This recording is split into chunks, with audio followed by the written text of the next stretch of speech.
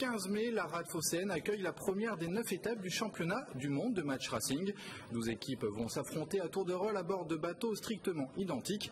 Pour nous parler de cet événement, Coraline Jaunet du club organisateur, l'YCPR, et l'un des skippers en compétition, le breton Pierre-Antoine Morvan. Bonsoir à tous les deux.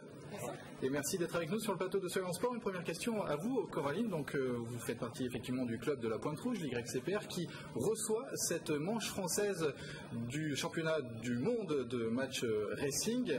Alors, le match racing, tout simplement, c'est quoi ? Le match racing, déjà, c'est du bateau et c'est du 1 contre 1. Alors, en général, on a entendu parler de l'America's Cup, cette grande course mythique depuis plus de 150 ans. Et ça marche comment ? Deux équipes s'affrontent, ils prennent un départ et il y a tout simplement un vainqueur et un perdant. Donc, c'est assez facile, on va dire, à comprendre pour le grand public. Ensuite, on rajoute pas mal de règles et ça, Pierre-Antoine pourra nous en parler un peu plus tard. Effectivement, on lui posera la question dans quelques instants. Pour ce qui est des règles, une particularité, ça se joue sur un bateau unique, le J80. Voilà, on le voit sur l'écran, le bateau fait 8 mètres à peu près. Chaque club organisateur d'épreuves fournit la flotte, donc les équipages qui arrivent viennent, on va dire, en voiture, en train, en avion, et prennent possession des bateaux. Les bateaux sont strictement identiques, ce qui fait que pour gagner une épreuve, finalement, c'est seuls les marins qui font la différence réellement sur l'eau. Et Pierre-Antoine Morvan, on sait quelque chose, puisque vous êtes le skipper de l'extrême team Morbihan. Qu'est-ce qui fait la différence lorsqu'on est justement en match racing ? C'est le départ ? Alors, on a coutume de dire qu'en général le départ c'est 50% de la régate, donc c'est vrai que c'est une phase qui dure que 4 minutes, mais qui est très importante puisque une régate dure environ 20 minutes, mais ces 4 minutes-là, un départ gagné c'est la moitié du match gagné. Qu'est-ce qu'on essaye de faire justement durant ces 4 minutes, de se positionner au mieux par rapport aux conditions météo ? Alors en fait il y a une ligne qu'on ne doit pas couper avant T0. Et donc on essaie de se positionner à droite ou à gauche de cette ligne en fonction du vent qui va arriver et du vent qu'on a au moment actuel, en fonction de la stratégie adoptée. Alors, on l'a dit, le bateau est le même pour tout le monde. Vous êtes 4 à bord. Vous, c'est au poste de skipper. Qu'est-ce que vous faites exactement lorsque vous êtes sur le bateau, justement ? Moi, je suis barreur, donc je gère vraiment toutes les phases de contact très proches. Ce qu'on voit sur les images, que parfois les bateaux sont à quelques centimètres les uns des autres. Donc là, il faut réagir très vite. Donc ça, c'est le barreur qui gère ces phases-là.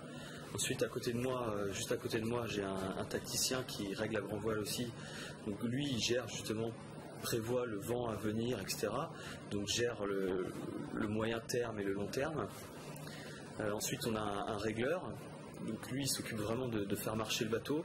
C'est lui qui est responsable de la vitesse du bateau tout le temps. Voilà. Et ensuite, on a quelqu'un à l'avant qui est responsable pendant les départs du timing. Donc ça veut dire du temps qui nous reste avant d'aller à la ligne. Parce qu'on n'a pas d'informatique, c'est vraiment l'humain qui fait la différence. Et il s'occupe aussi de changer les voiles en fonction du vent et de la direction du vent. Alors, Coraline Jaunet, 12 bateaux, 12 teams en compétition. Il y a d'abord, dans un premier temps, une phase de poule, de qualification, si j'ai bien compris. Voilà, et chacun va se rencontrer finalement un par un, histoire de se mesurer et vraiment de pouvoir avoir la chance de rencontrer tout le monde. À l'issue de ça, un match gagné est égal à 1 point. On le perd 0, on fait les totaux et on passera au quart de finale, demi-finale, finale. Ça, ce sera plus vendredi, samedi, dimanche. Ça dépendra des conditions météo, bien sûr. C'est la 3e année que Marseille accueille cette manche française du championnat du monde. Oui, ça fait même 9 ans en fait que l'YCPR est vraiment très impliqué au niveau match racing, qu'on organise l'épreuve au niveau international. Et puis petit à petit, on s'est fait remarquer grâce au travail de Dimitri Deruel que vous avez eu récemment, du club aussi. C'est vrai qu'on a un président, vice-président, Christian et Jean-Louis qui sont très impliqués, des bénévoles qui sont là tout le temps et qui nous ont permis de sortir une épreuve de qualité au niveau sportif. Et finalement, l'entité championnat du monde a dit ok, on souhaiterait intégrer Marseille parmi les 9 étapes. Donc on est la seule étape française. Ce sera la 3e année en 2011. La ville de Marseille nous a suivis depuis 3 ans avec un budget qui nous permet d'accueillir ce type d'épreuve. Et puis petit à petit, on a commencé depuis l'an dernier à aller chercher le public marseillais. Donc en allant à l'Escale Borelli, en faisant un village, en approchant les courses près des côtes. Ce n'est pas évident tous les jours parce qu'il faut trouver des partenaires.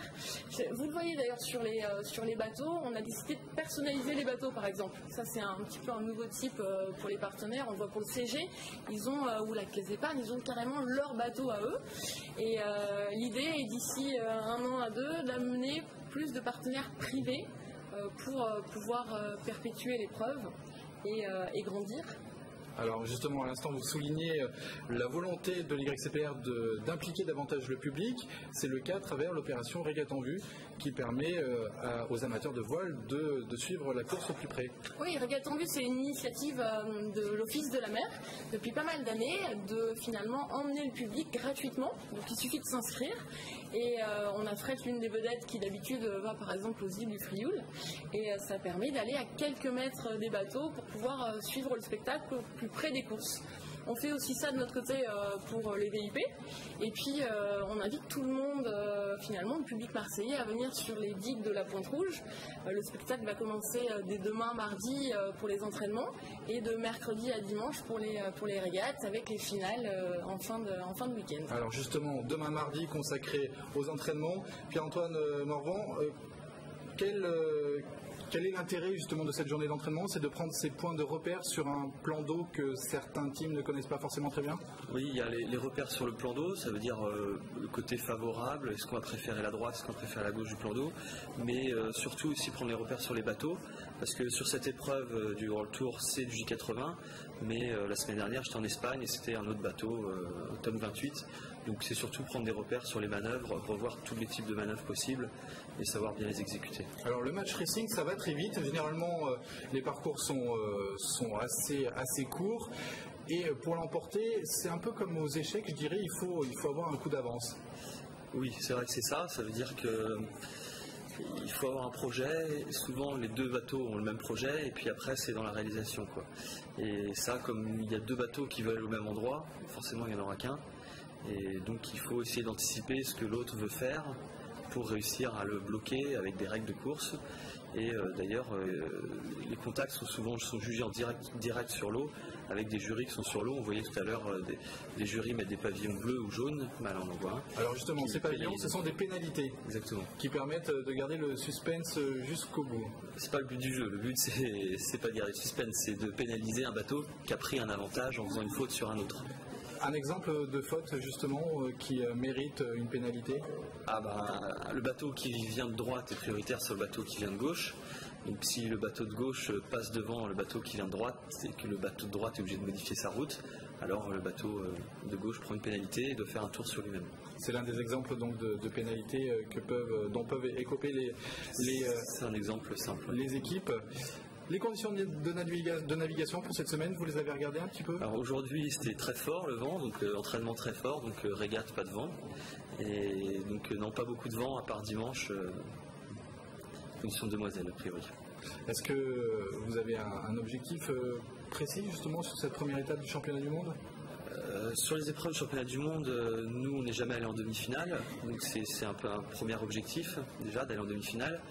Mais on pense qu'on peut aller plus loin puisqu'on est déjà allé en finale ici en 2007 sur cette épreuve qui était à l'époque pas le championnat du monde. Donc une finale serait bien.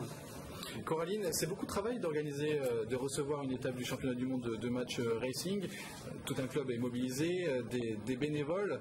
Concrètement, vous vous occupez de tout ce qu'on ne voit pas le jour de la course. C'est quoi finalement tout ça? C'est vrai que concrètement, on s'y est mis quasiment depuis août-septembre dernier et ça regroupe quoi? Ça regroupe finalement par exemple les autocollants sur les minibus, le programme pour les VIP, essayer de trouver des partenaires, des dossiers de presse, la soirée, qu'est-ce qu'on va faire comme type de repas, quel type de format de course, donc ça représente beaucoup de travail finalement. Alors on a évoqué tout à l'heure l'opération Régate en vue, la volonté aussi de faire courir les bateaux de manière assez proche de la côte, de la corniche en l'occurrence, qui est finalement une tribune naturelle ici à Marseille.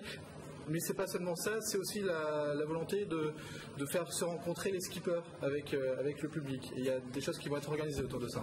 Oui, alors on essaye de réfléchir au futur de l'épreuve et comment faire en sorte d'amener la voile proche du public, ce qui n'est pas évident. Alors c'est déjà mettre les régates très proches des côtes. On a pu faire naviguer les bateaux à quelques mètres des plages de l'escale Borelli l'an dernier. Ce ne sera pas le cas cette année. Quelques petits soucis malheureusement cette année avec la DTPM qui ne nous autorise pas à naviguer dans la bande des 300 mètres. Donc ça c'est un petit peu dommage, on a un gros pincement là-dessus pour nos partenaires qui pensaient avoir ça, pour le public qui sera finalement sur la digue, il faudra regarder un petit peu plus loin. Donc ça c'est un petit Mais peu... le public pourra toujours se rendre à la fin des match race pour rencontrer les skippers. Oui, il y a voilà. des séances de dédicaces. Et l'avantage c'est qu'après les courses on pourra justement rencontrer les skippers, faire des séances de dédicaces, leur poser des questions. Ils sont tous aussi gentils que Pierre-Antoine. Il y en a qui parlent anglais, portugais. C'est vrai qu'on a 8 nationalités différentes quand même sur les 12 skippers. Et l'avantage dans la voile, c'est que tout le monde est très ouvert, très open. Donc sans doute autour d'une bière. Mais le club est ouvert au grand public. Ce n'est pas un club privé. Donc n'hésitez pas à venir tout au long de la semaine. Tout le monde en sera très ravi. Voilà, et le spectacle sera effectivement au rendez-vous. Merci à tous les deux d'être venus sur le plateau de Soyons Sport pour nous présenter cette première étape du championnat du monde de match racing. Et rendez-vous sur l'eau, tout simplement. Merci.